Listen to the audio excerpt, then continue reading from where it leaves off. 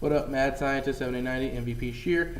And at this Raw review here, it's going to be a celebration. The Brodus Clay debut celebration. Woo! All right, here we go. Hope you guys are ready for this.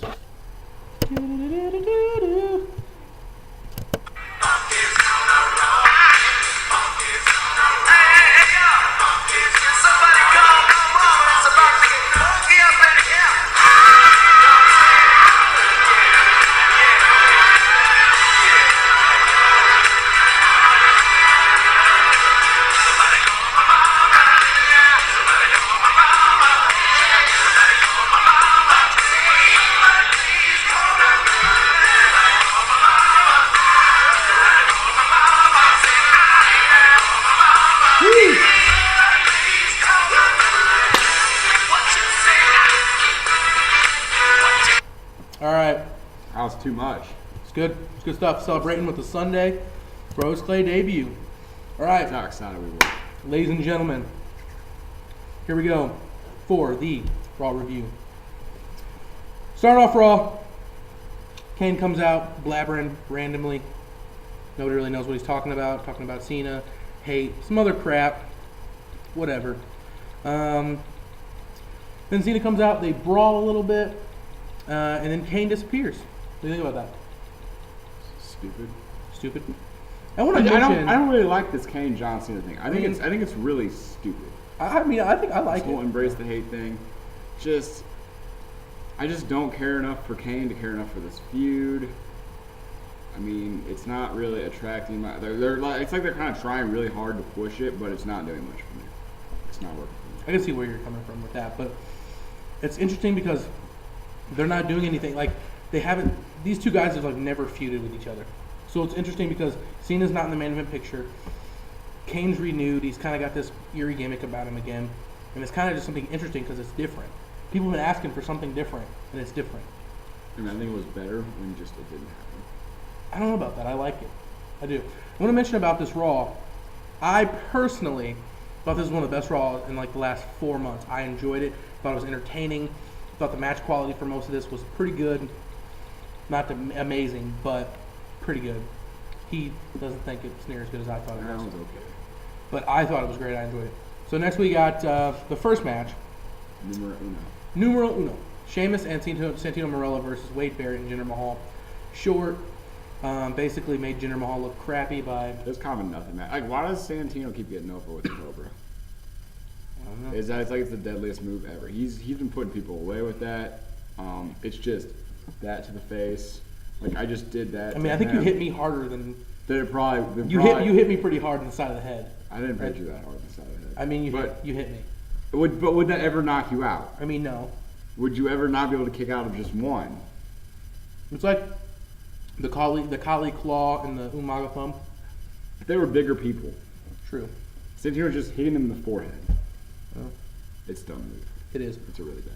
But yeah, they get over here.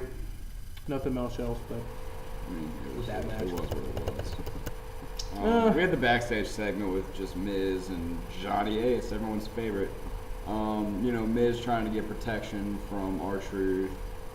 And, Johnny's saying, we got too much to worry about. It's the debut of Brodus Clay tonight. Like, Miz is like, who first? It doesn't matter. And, then Johnny's is like, well, I'm not little Jimmy. I'm Big Johnny. I don't really care. You go find yourself your own, backup and stuff. Because I don't give a fuck. Pretty much. But yeah, that's about it. Next we have a match. Next we have the Hall of Fame thing, don't we? I can't read what it says. I think we have the Hall of Fame thing next. Yeah. The next we have the Edge thing. Edge is going to be the first member inducted, besides for Mil Mascaras, but that was on just a random house show. This is the first one that's been announced on WWE TV, I believe. Yeah, Edge. We all thought he was going to go in Toronto, but I mean, I guess he's going to go in this time because they don't have anybody. Well, it is what it is. Then they have. He's worthy of being in the Hall of Fame. He does. He definitely deserves it. Is he worthy of being in the Hall of Fame right after he retired, or just the year afterwards? I mean, I think that seems.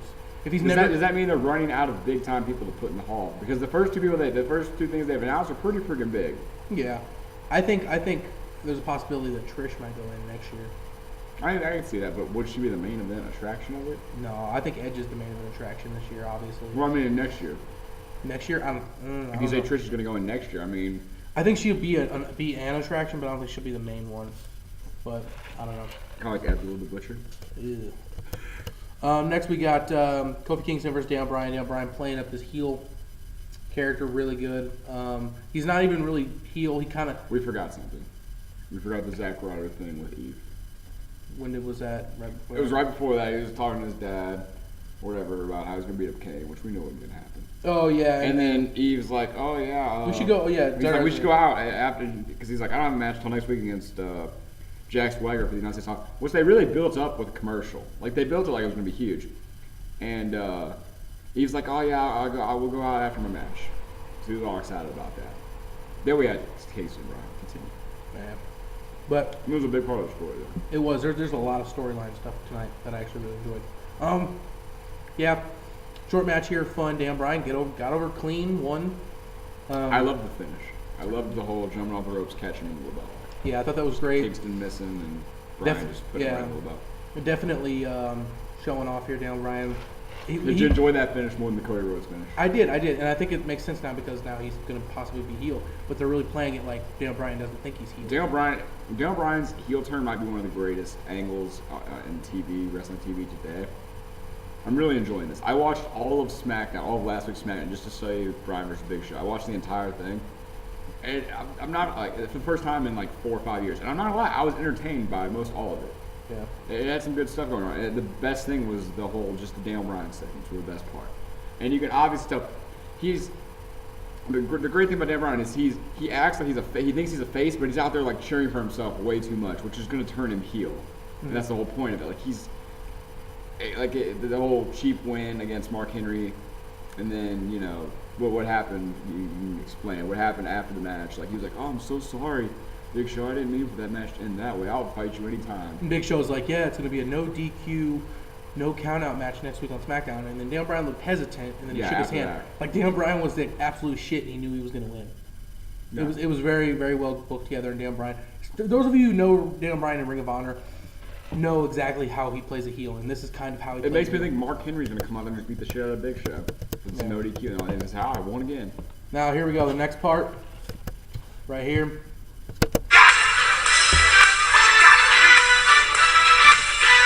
Finally Brodus debut. Not how we expected. Not how we expected, though. But see, I thought he was gonna come out and just be a monster and destroy. He came out. This character is great. I really enjoy this character. And I think they have too many comedy people on Raw. It's not really a comedy character. I really don't think it's comedy. But here's the thing. Okay. In wrestling today, mainstream wrestling today, a lot of times there's not that many characters. Brodus Clay's playing character. He can wrestle. He's a monster. Did you read this off Rich Swan's Facebook? No. What happened?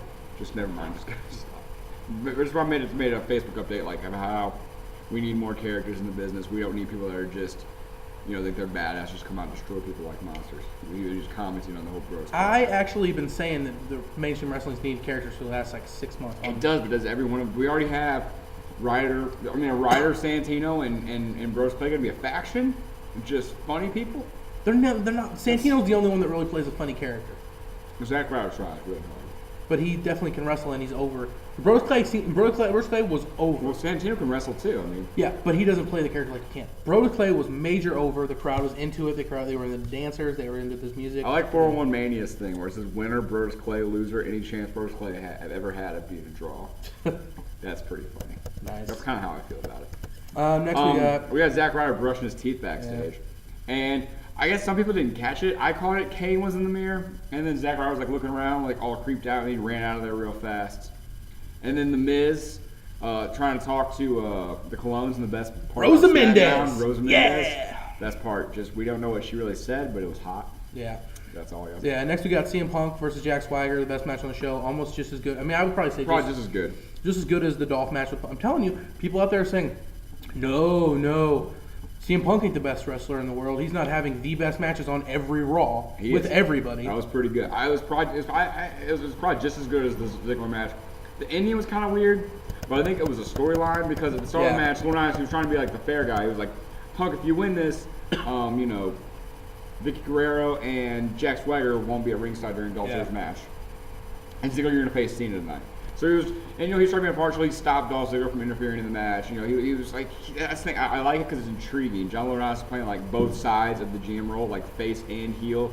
Like he'll, you know, argue with the Miz over something, but then he'll come out there and cost Punk a match. We didn't cost Punk a match at all. The bell rang after the Macho Man elbow at like 2.5. He's getting ready to put him in the Anaconda Vice, and the bell just rang. Punk looked pissed, which plays it off really well because I think it was a storyline. Because they kept showing replays of it, and I don't think they would show replays of it if it was a mess up. I don't think the ref messed up. I think it was an actual storyline, and they're gonna play it off of, oh, Punk, you didn't actually beat him, so they're allowed to come ringside. So that's what I think it's gonna lead to. It was pretty good. Finish was kind of weird, but like I said, it kind of looks like they're going to be leading to a storyline. We had the next Hall of Fame inductee, which was actually the 4 Horsemen. I don't know. I guess they're just not going to have Ric Flair. We don't have much time to talk about that, though. Yeah. I mean, Ric Flair's already in there. So it doesn't really matter. Arn Anderson's a great talker. Next day, Miz, what is it? You saw most of it. Yeah, the Miz Ricardo thing. Ricardo was talking to the Bells backstage, and they're like, yeah, we needed to bring here to tell Del Rio something. He's like, couldn't you guys just, you know, call me on a cell phone or something? And then Miz comes back there, and he's like, I need you to call out R-Truth in the most ignorant way possible, blah, blah, blah. So he goes out there. He's like, if you don't call him out there, I'm going to put you on the shelf, too. I can put everyone else on the shelf. And so Ricardo goes out there, and he's like, oh, R-Truth, you smell really bad. Your breath smells, and your mom's ugly. And R-Truth comes out there, and he's like, all the little Jimmies said to be nice to you, Ricardo. Ain't that right, little Jimmies? And they all started booing. So it's like, little Jimmies want you to get got. I just want to say, this was a great segment. It was hilarious. Ricardo plays such a good role. He definitely should. He made him sing a song. And Ricardo sang the song, and then Ricardo, I guess, I don't know if he meant to knock out the microphone, but then he like accidentally, and then he tried to hand him another one. Yeah. And then he just Miz came out. Yeah. Well, R-Truth took out Ricardo, then Miz came out. And then R-Truth kind of beat him to the punch after a little while, a little tussle, and then Miz ran away. All right. So next we got some more Jericho trolling. We're just gonna do this real quick. Jericho came out, did the same thing he did last week, pandered to the crowd. Got a microphone and then started crying. This has been fucking fantastic. We went back and we watched the one from before when we actually bashed it in our Raw review. I thought it was fucking fantastic the second time I watched it. I'm like, that's actually really good thinking about it. And I think this is even better. I think he's going to not talk for like 5 or 6 weeks. And when he finally does, people are going to mark out. I don't know where he's going with it. After that, I'm lost, but I'm more intrigued now than before. Yeah. Then next day, Eve has a match, goes out, and then Kane comes out. Kane's music hits. So Zack Ryder's like, Eve, let's go. We gotta get. Zack Ryder comes out there and grabs Eve. They go off, and of course the tire's slashed or popped or whatever. So Zack Ryder's trying to put the tire on, which takes him like 25 fucking minutes, which never takes you that long to change the tire. First off, but yeah, because you've changed so many tires in your entire life. I have. I've changed a couple. Just none ever. Well, I've watched people change a couple times. But yeah, and then they were out there. They did the whole thing, and then Cena had his match with Ziggler, and they kept showing flashbacks, like back and forth between outside and inside the ring, and Ryder trying to get the tire on, and Eve was screaming. And then finally, towards the end of the match, this was a short match because they only had like 5 or 6 minutes. Yeah, I didn't even finish. It just showed Cena up on the time trial. No, it showed the thing, and you see Kane chokeslam Zack Ryder off the stage, and Cena's like, I gotta go get him. Dolph Ziggler puts him in a choke, and then Cena just throws Dolph Ziggler into the ring step, which I thought was a pretty dangerous spot, and it really looked like Dolph Ziggler was actually really injured. It could just be because he's the best seller in the business, but if you're really injured, I'm pissed. Yeah, and then Cena went out there, they brawled, and then you could obviously tell when Kane chokeslammed Ryder, he chokeslammed him on like a nice, soft mat. Yeah. And then you show the panned up shot, you see Ryder laying on a crate like broken and stuff. I don't know. And then you see Kane, and then Raw goes off the air. No, you see Kane like choke out. Saying, what's his new thing? Like putting his hand over Cena to choke him out. Yeah, like, put his hand over his mouth. And, oh, you're not gonna have any air. Does he have like some shit on his hand? Like usually you put that in a cloth and you put it over some space. He just puts fucking hand over it. But yeah, that's our Raw review. That's all that mattered. Amazing. The Funkasaurus Rex debuted tonight. It was great stuff, and we're gonna finish off this video with a little more celebration. Let's do it.